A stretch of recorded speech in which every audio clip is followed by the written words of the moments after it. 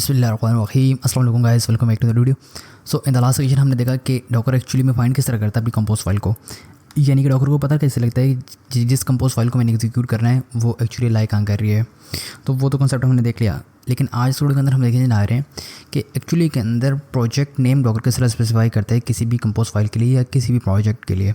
अब सबसे पहली बात तो सवाल उठाते हैं कि प्रोजेक्ट नेम क्या है।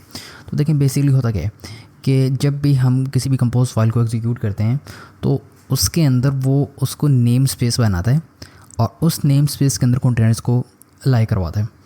बिल्कुल आसान लफ्ज़ के अंदर वापस से कहूँ तो कि देखें जब हमने किसी भी कंपोज फाइल को एग्जीक्यूट करवाया, अब डॉक्टर को कैसे पता चलेगा कि इन कंटेनर्स को मैंने एक नेम स्पेस के अंदर रखना है और इन कंटेनर्स को मैंने एक नेम स्पेस के अंदर रखना है ताकि आपस में कॉन्फ्लिक्ट ना आए। डायग्राम के ज़रिए समझते हैं इस चीज़ को। तो देखें अब लेट्स सपोज मेरे पास एक डायरेक्टरी है जहाँ पे मेरी कंपोज फाइल पड़ी हुई है। अब मैं जैसे ही उस कंपोज फाइल को एग्जीक्यूट करवाता हूँ फर्स्ट टाइम, यानी कि जब मैं उसको बिल्ड करवा रहा हूँ अपनी एप्लीकेशन को, तो वो क्या करता है एक वर्चुअली नेम स्पेस बनाता है जहाँ पे कंटेनर्स को पास आउट करवाता है। अब उसका फ़ायदा क्या होता है, तो बिल्कुल उसके पैरेलल अगर हम एक और एग्जांपल इधर समझें तो हमारे पास लेट्स सपोज एक और प्रोजेक्ट पड़ा हुआ है लेकिन एक और डायरेक्टरी के अंदर पड़ा हुआ है। तो उसको जब हम फर्स्ट टाइम बिल्ड करवाएंगे तो उसके लिए वो अलग नेम स्पेस बनाएगा। अब क्यों बनाएगा ये क्वेश्चन है। तो देखें जब फर्स्ट टाइम हमने एक डायरेक्टरी के अंदर उसको एग्जीक्यूट करवाया तो उसने एक name space virtually name space basically होता क्या है कि मतलब वो एक एरिया स्पेसिफाई कर देता है कि इसके अंदर ये वाले दो कंटेनर्स आएंगे या जितने भी हमारी एप्लीकेशन के अंदर कंटेनर्स हमने पास आउट करवाए हैं या हमें ज़रूरत है। अब बिल्कुल इसको इसी तरह समझें कि वो नेम स्पेस एक जस्ट एक रूम की तरह है कि उसके अंदर सिर्फ वो वाला प्रोजेक्ट एग्जीक्यूट हो सकता है, उसके अलावा उसके अंदर वहाँ पे कुछ भी नहीं आ सकता। तो उस रूम के अंदर जो भी मतलब वो स्पेसिफिक पीपल के लिए उस रूम के अंदर सिर्फ वो वाले अलाउ होंगे, उनके अलावा कोई भी नहीं आ सकता। बिल्कुल इसी तरह नेम स्पेस के उस नेम स्पेस के अंदर सिर्फ वही वाले कंटेनर्स रहेंगे जो उस स्पेसिफिक प्रोजेक्ट के लिए हैं। किसी और प्रोजेक्ट के कंटेनर्स उस नेम स्पेस के अंदर नहीं आ सकते। हाँ, अगर कोई और प्रोजेक्ट चल रहा है तो उसके लिए वो अलग से नेम स्पेस क्रिएट करेगा और उसके अंदर वो कंटेनर्स को पास आउट करवाएगा। सो ये बेसिकली होता है कि वो नेम स्पेस किस तरह बनाता है। अब हम समझते हैं कि एक्चुअली में प्रोजेक्ट नेम वो डिफाइन किस तरह करते हैं। देखिए बाय डिफ़ॉल्ट क्या होता है कि जब फर्स्ट टाइम हम एप्लीकेशन को बिल्ड करते हैं, कंपोज फाइल को एग्जीक्यूट करवा के उसको बिल्ड करवाते हैं, तो वो करता क्या है कि जिस डायरेक्टरी के अंदर हमारी कंपोज फाइल पड़ी हुई है उसी डायरेक्टरी के नेम के बिहार पे उसको नेम दे देता है जो भी हमारे प्रोजेक्ट का नेम होता है। यानी कि जिस डायरेक्टरी के अंदर हमारे प्रोजेक्ट्स पड़ा हुआ है या कंपोज फाइल पड़ी हुई है और हमने डॉकर कंपोज बिल्ड किया तो वो जो उस डायरेक्टरी का या फोल्डर का नाम होगा वो प्रोजेक्ट नेम को भी वही वाला नाम दे देगा। ठीक है। अब जिस तरह हमारा पूरा प्रोजेक्ट एक डायरेक्टरी के अंदर है और वो उसने उस फाइल को बिल्ड किया, हमने डॉकर कंपोज बिल्ड किया, तो जो उस डायरेक्टरी का नाम था उसने नेम स्पेस को वो वाला नाम या प्रोजेक्ट नेम को बेसिकली वो वाला नाम दे दिया। और अगर हमारा कोई और प्रोजेक्ट है वो किसी और डायरेक्टरी के अंदर है और हमने वहाँ पे डॉकर कंपोज बिल्ड किया तो वो वहाँ पे क्या करेगा, उस सेकंड वाले प्रोजेक्ट को उस डायरेक्टरी के बिहाफ पे जो भी उसका नाम होगा वो वाला दे देगा। कब? जब हम खुद से कोई नाम स्पेसिफाई नहीं करते। लेकिन ये तो होगा बाय डिफ़ॉल्ट तरीका। दूसरा मेथड हमारे पास होता है कि हम by default custom name project set कर सकते हैं अपने प्रोजेक्ट के लिए। यानी कि हम अपनी मर्ज़ी का नेम दे दें और हम बोलें कि हमारे प्रोजेक्ट के लिए ये वाला नाम होना चाहिए। लेकिन ये तो बात होगी डिफ़ॉल्ट और कस्टम के ऊपर। फर्स्ट ये क्वेश्चन करते हैं कि आखिर हमें कस्टम प्रोजेक्ट नेम की ज़रूरत ही क्यों पेश आती है। जब डिफ़ॉल्ट से वो वाला काम हो रहा है तो हमें कस्टम प्रोजेक्ट नाम देने की ज़रूरत ही क्या है। तो इस चीज़ को देखते हैं। अगेन वही बात की कस्टम प्रोजेक्ट नेम देना किस तरह है, लेकिन उससे पहले हमें पता चलिए कि हमें कस्टम प्रोजेक्ट की ज़रूरत क्यों पेश आती है हमें जब डिफ़ॉल्ट से वो नाम दे रहे हैं। तो देखिए इस चीज़ को समझते हैं। देखिए पहला केस तो ये हो सकता है कि अगर आप एक ही प्रोजेक्ट के मल्टीपल फीचर्स के ऊपर काम कर रहे हैं, जिस तरह हम गिट के ऊपर या गिटहब के ऊपर एक ही प्रोजेक्ट के मल्टीपल ब्रांच के ऊपर काम कर रहे होते हैं। इसी तरह लेट्स सपोज आपका एक ही प्रोजेक्ट है कंपोज फाइल, लाइक आपने अभी डेवलपमेंट फेज़ के अंदर है, फिर टेस्टिंग फेज़ के अंदर जाएगा, फिर प्रोडक्शन एनवायरनमेंट के अंदर जाएगा। तो जब तक वो डेवलपमेंट फेज़ के अंदर है वहाँ पे आपने अलग फीचर्स के ऊपर काम किया, जब टेस्टिंग के ऊपर गया तो वहाँ पे आप अलग काम करें, और फिर जब प्रोडक्शन एनवायरनमेंट के अंदर जाएगा जहाँ पे यूजर्स उसको एक्सेस करेंगे वहाँ पे आपने पूरी एप्लीकेशन को डिप्लॉय करना है। तो अगर आप एक ही प्रोजेक्ट के मल्टीपल फीचर्स के ऊपर पैरेलली काम कर रहे हैं तो उस सिनेरियो के अंदर आप क्या कर सकते हैं कि कस्टम प्रोजेक्ट नेम दे सकते हैं। यानी कि वर्जन 1 को आप एक अलग नाम दे दें, वर्जन 2 को अलग नाम दे दें, वर्जन 3 को अलग नाम दे दें। तो उसका बेनिफिट असल क्या होगा कि आपको उसी प्रोजेक्ट की डुप्लीकेट्स नहीं बनानी पड़ेंगी कि अलग अलग फोल्डर्स के अंदर आप एक ही प्रोजेक्ट के मल्टीपल ब्रांच के ऊपर काम कर सकते हैं। ब्रांच जस्ट लाइक कि जिस तरह हम गिट के ऊपर काम करते हैं कि एक ही प्रोजेक्ट के ब्रांच के ऊपर काम कर लेते हैं, हम देख रहे होते हैं कि हम किन फीचर्स के ऊपर काम करें। सो इसी तरह हमें यहाँ पे इस सिनेरियो के अंदर भी हम प्रोजेक्ट नेम बेनिफिट हासिल हो सकता है कि एक फीचर के लिए अलग प्रोजेक्ट नाम दे दें, दूसरे फीचर के लिए अलग नाम दे दें। दूसरा केस हमारे पास तब आ सकता है कि अगर हमारी एक ही होस्ट के अंदर, एक ही सर्वर के अंदर, एक ही लैपटॉप के अंदर मल्टीपल प्रोजेक्ट्स चल रहे हैं डिफरेंट डायरेक्टरीज़ के अंदर, लेकिन डिफरेंट डायरेक्टरीज़ के अंदर जब वो प्रोजेक्ट्स चल रहे हैं लेकिन उनको जो सर्विसेज नेम है ना वो सेम है आपस में, यानी कि एक प्रोजेक्ट एक डायरेक्टरी के अंदर पड़ा हुआ, उसके अंदर जो कंपोज फाइल है उसकी जो सर्विसेज नेम है वो, और एक प्रोजेक्ट अलग DIR के अंदर पड़ा हुआ और उसकी जो कंपोज फाइल के अंदर सर्विसेज नेम है वो, दोनों के सर्विसेज नेम एक जैसे हैं, लेकिन उन कॉन्फ्लिक्ट को बचाने के लिए, ताकि उन दोनों के दरमियान कॉन्फ्लिक्ट क्रिएट ना हो, उससे बचने के लिए भी हम कस्टम प्रोजेक्ट नेम दे सकते हैं। क्योंकि वो नेम स्पेस में फिर क्या करेगा, दोनों को अलग अलग रखेगा कि ऑल्दो उनके सर्विसेज नेम एक जैसे हैं लेकिन वो अलग नेम स्पेसेस के अंदर डिफाइन है और अलग प्रोजेक्ट्स नेम है, तो डॉकर को पता लगेगा कि ये अलग प्रोजेक्ट के लिए और ये अलग प्रोजेक्ट के लिए। सो मतलब ये 2 सिनेरियोज मैंने आपके सामने रखे जहाँ पे हमें कस्टम प्रोजेक्ट की ज़रूरत पेश आती है। अब क्वेश्चन करते हैं कि हम किस तरह कस्टम नेम प्रोजेक्ट सेट कर सकते हैं। तो देखें, उसके लिए हमारे पास 3 तरह के तरीके होते हैं।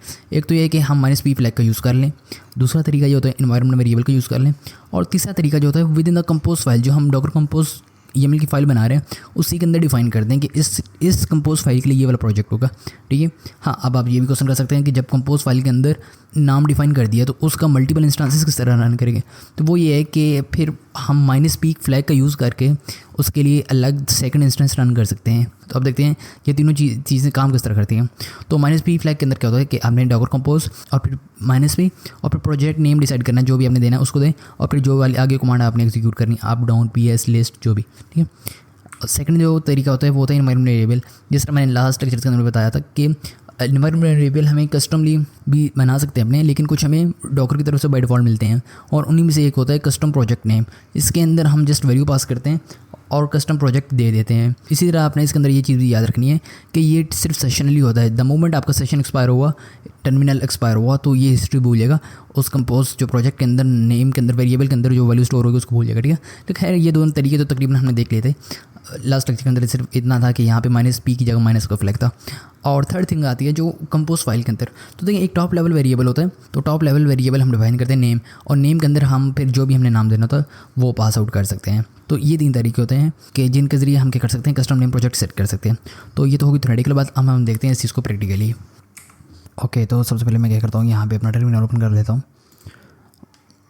तो टर्मिनल ओपन करने के बाद आप सबसे पहले चेक कर लेंगे आपको कंटेनर रन तो नहीं हो रहा। तो मैं let's suppose locker compose PS करता हूँ, तो यहाँ पे मेरे पास कोई सा भी कंटेनर भी रन नहीं हो रहा। ठीक है। तो हम सबसे पहले क्या करते हैं, मैं आपको बताता हूँ कि हम प्रोजेक्ट नेम अगर डिफाइन नहीं करते तो सबसे पहले क्या करता है, डिफ़ॉल्ट प्रोजेक्ट कैसे लेते हैं। तो अगर मैं यहाँ पे करता हूँ डॉकर कंपोज और अब कर देते हैं इसको, ताकि हमारे दोनों कंटेनर्स रन हो जाए। तो ये क्या करेगा, अभी ये वाले इसने कंटेनर स्टार्ट कर दिए। ठीक है। और यहाँ पे इसने एप्लीकेशन को बोला है कि server is running on port 8050। ठीक है। अब हम क्या करते हैं, यहाँ पे एक और नया टैब ओपन करते हैं, यानी कि एक नया टर्मिनल। और अगर मैं यहाँ पे करता हूँ डॉकर कंपोज और PS करता हूँ, तो देखिए मेरे पास अब 2 कंटेनर्स आ रहे हैं, एक नोडकॉन एक रेडिसकॉन। तो मेरे पास ये 2 कंटेनर्स आ गए। तो अब अगर लेट्स सपोज मैं किसी एक कंटेनर को इंस्पेक्ट करता हूँ, मैं यहाँ पे इसको कॉपी करता हूँ, मैं यहाँ पे करता हूँ डॉकर कंपोज इंस्पेक्ट और यहाँ पे इसको पेस्ट कर देता हूँ। अब मैं हिट एंटर करता हूँ, तो देखें, अच्छा आई एम सो सॉरी, ये इस तरह आएगा। ठीक है।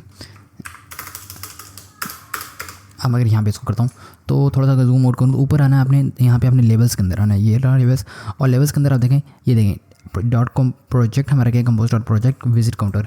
क्यों विजिट काउंटर है, क्योंकि अभी तक हमने इसको स्पेसिफिकली नाम नहीं दिया था, लेकिन हमारे फोल्डर का नाम क्योंकि विजिट काउंटर था, तो इसने क्या किया, ऑटोमेटिकली इस प्रोजेक्ट का नाम चूज़ कर लिया विजिट काउंटर, क्योंकि हमारे फोल्डर का नाम था विजिट काउंटर। ठीक है।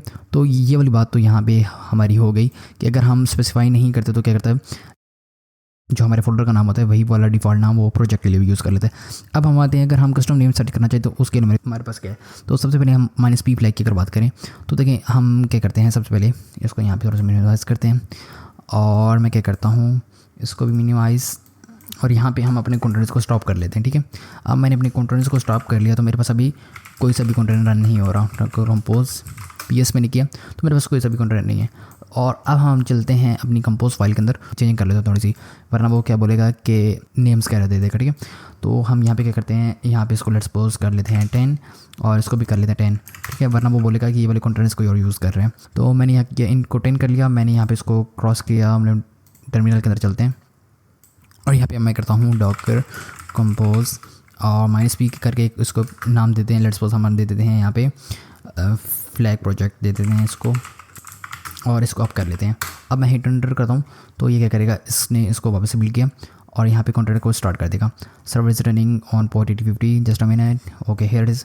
तो अब हम करते हैं एक नए टर्मिनल के अंदर चलते हैं इसी जगह पे, और अब हम करते हैं डॉकर ps। तो मेरे पास यहाँ पे ये वाले आ गए।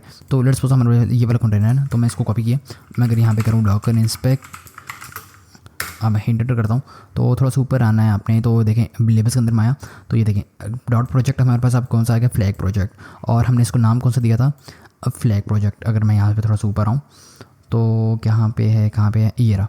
तो यहाँ पे आ गया फ्लैग प्रोजेक्ट, और हमने इसका नाम कौन सा दिया था, फ्लैग प्रोजेक्ट। सो इस तरह हम क्या कर सकते हैं, -p का फ्लैग का यूज़ करके इसको मैं स्टॉप कर लेता हूँ, अपने प्रोजेक्ट को नाम दे सकते हैं। ठीक है, तो ये तो होगी एक बात, इसको क्लियर करता हूँ।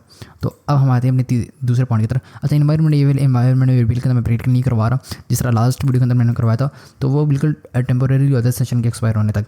तो वो आप बिल्कुल आसानी से कर सकते हैं। उसकी ये वाली कमांड है, अगर आप पावर शेल का यूज़ कर रहे हैं तो env करके कंपोज प्रोजेक्ट नेम का एनवायरमेंट वेरिएबल देंगे, उसके अंदर फिर जो वैल्यू हम पास करने जाए कोई सी प्रोजेक्ट नेम दे दें और फिर उसको एग्जीक्यूट कर दें, तो वो सिंपल उसको रिमेंबर कर लेगा। फिर आप जो कमांड एग्जीक्यूट करनी वो कर लें, तो वो उसी प्रोजेक्ट के नेम से हिसाब से करेगा। ये वाली चीज़ मैं आपको करके दिखा देता हूँ कि अगर हम कंपोज फाइल के अंदर डिफाइन कर रहा हूँ तो वो किस तरह करते हैं।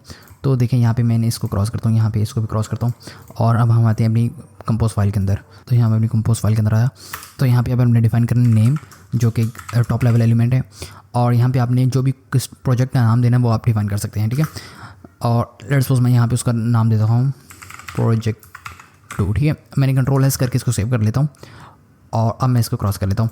तो अब मैं क्या करता हूँ, अपना नया टर्मिनल यहाँ पे ओपन करता हूँ, और सबसे पहले हम क्या करते हैं, इसी को एग्जीक्यूट करवाते हैं। तो मैं करता हूँ डॉकर। अच्छा, एक और काम कर लेते हैं हम, यहाँ पे कंटेंट्स का नाम भी चेंज कर लेते हैं, वरना वो एरर थ्रो करेगा। तो मैं यहाँ पे लेट्स सपोज कर लेता हूँ 20, और इसको भी कर लेता हूँ 20। इसको कंट्रोल एस करके सेव किया, और लेट्स सपोज अब मैं यहाँ पे करता हूँ डॉकर कंपोज, और इसको हम आगे करते हैं डायरेक्ट अप कर देते हैं। ये द मोमेंट मैंने अप किया तो देखिए आप क्या होगा। तो इसने क्या किया, कंटेनर स्टार्ट कर दिए, और अब ये बोल रहे हैं कि सर्विस रनिंग ऑन पोर्ट 8050। अगर मैं यहाँ पे आऊँ